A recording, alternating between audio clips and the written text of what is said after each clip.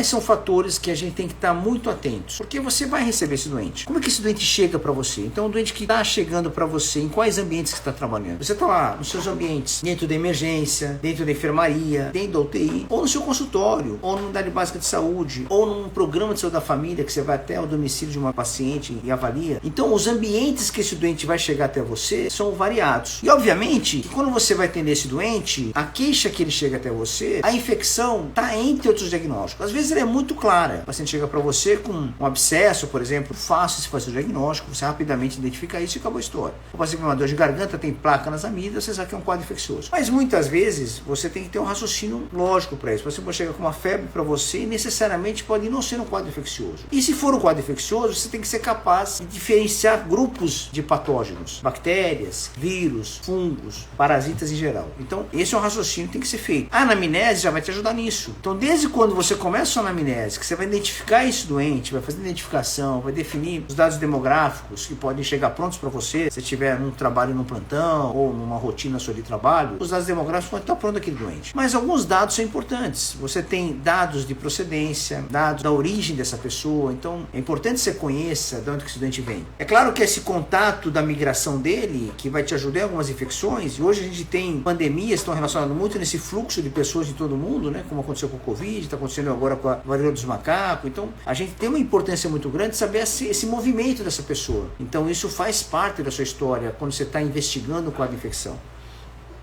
Importante eu saber se essa pessoa mora em Cuiabá, Mato Grosso, na capital, ou ele viaja para o norte de Mato Grosso, sul do Pará, para pescar e volta para cá. Ele faz um quadro de febre, um quadro qualquer, você tem que suspeitar que possa ter uma infecção, por exemplo, parasitária para malária, por exemplo. É fundamental estar na sua cabeça. Se você não fizer essa pergunta, você não vai conseguir saber. Às vezes aquela pessoa pesca frequentemente, para ele ter ido pescar ou não, não interessa. Então você é obrigado a fiscalizar isso. Tem que passar pela sua cabeça muitas vezes. Às vezes ele te ajuda. Fala, doutor, eu tô com febre, mas 2 semanas atrás eu estava pescando aí lá no Rio, não sei aonde, e tem uma porrada de gente com malária, não sei o que lá. Então, fica mais fácil você caminhar para um raciocínio mais lógico. Você vê que essa informação sai da própria identificação da anamnese, que era a parte inicial. A identificação, por mais simples que ela seja, ela tem muita coisa muito objetiva, qual a idade, qual o sexo, mas você tem dados que o raciocínio seu começa a ser elaborado. E você vai desenvolvendo dentro da anamnese a queixa principal, que é o fator que leva esse doente a chegar até você. É o motivo que ele procura o médico. E quando a gente fala em doença infecciosa, habitualmente algum dos sinais ou sintomas da infecção estão interferindo no doente e ele vai te procurar. A queixa principal não vai estar perdida, porque ela vai estar diante da história desse doente. Então ele vai te procurar por uma febre, vai te procurar por uma diarreia, por uma lesão cutânea, por uma dor em algum local. Então isso é fundamental. Tem que ter esse racional, porque é importante você ter essa mentalização da sequência cronológica disso, quem começa, quem não começa. Necessariamente, essa queixa que ele te traz, ela não precisa ser ponto inicial da doença. Ela pode estar no curso da doença. Tem uma infecção de evolução mais arrastada, por exemplo, que o doente está tendo uma febre baixa, que não está preocupado muito, dorme à noite, soa um pouquinho e vai embora, começa a emagrecer e de repente ele tem